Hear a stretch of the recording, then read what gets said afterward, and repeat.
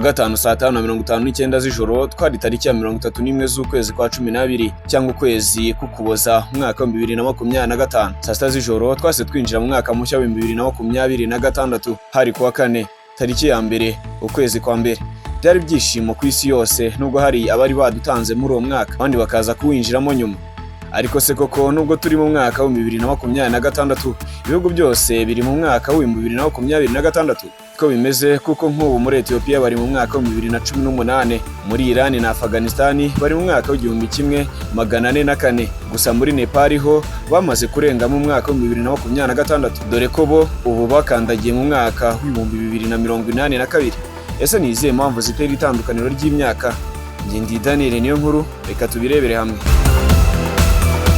Impamvu nyinshi muri izo ziterwa no kuba amakalendari akoreshwa atandukanye, kuba amateka n'umuco bidasa, ndetse no kuba imyemerere n'amadini mu bihugu bimwe na bimwe bitandukanye. Abenshi ku isi bari mu mwaka wa 2026 bakoresha kalendari ikoreshwa cyane ku isi ya Gregorian, gusa iyi si yo yonyine ikoreshwa ku isi yose.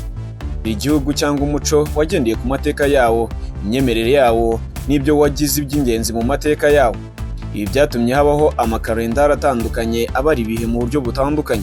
Iyi kalendari ya Gregorian ikoreshwa cyane n'ibihugu byinshi ku isi, yashyizweho na Papa Gregory wa 13 mu mwaka wa 1582. Iyi kalendari ibara imyaka ihereye ku ivuka rya Yesu Kristo, saho gusa ishingira ariko dore ko inashingira ku rugendo isi ikora izenguruka izuba, ni ukuvuga iminsi 365. Ariko si yo yonyine iriho. Ethiopia bo baracyari inyuma ya COVID-19. Ethiopia ikoresha kalendari ya Ethiopia ikomoka ku ya kera yakoreshwaga n'abakristo ba Orthodox.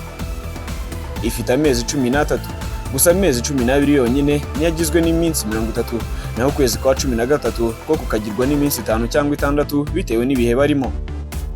Ibara imyaka itandukanye n'iya Gregorian kubera uburyo butandukanye basobanuramo igihe Yesu yavukiye.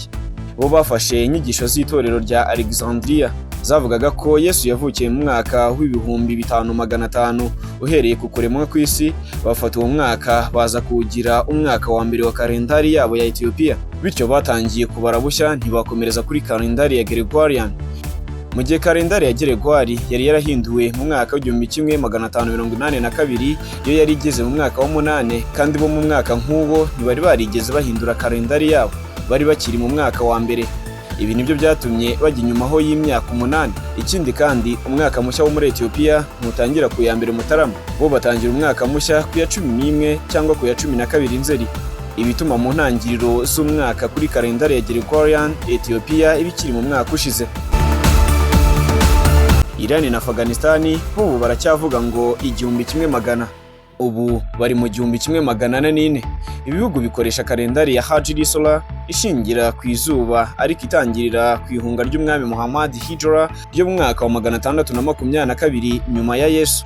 Nubwo ari kalendari ya Kisilamu, ntishingira ku kwezi nk'ikoreshwa mu minsi mikuru ya Islam, ni kalendari ifite ubumenyi buhanitse mu bijyanye n'inyenyeri.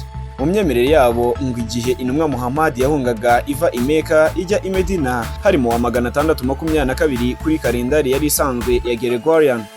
Icyo gikorwa cyafashwe nk'intangiriro y'igihugu ku muryango wa Islamu n'impinduka ikomeye mu mateka yabo.